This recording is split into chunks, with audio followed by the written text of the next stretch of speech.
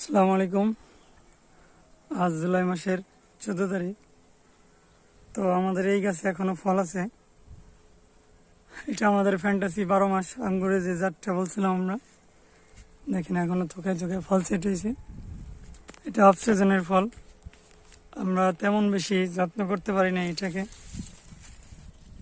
যার কারণে বৃষ্টিতে ফলটা একটু নষ্ট হয়ে গেছে। কিছু ফল আবার পাখিতে খাইছে।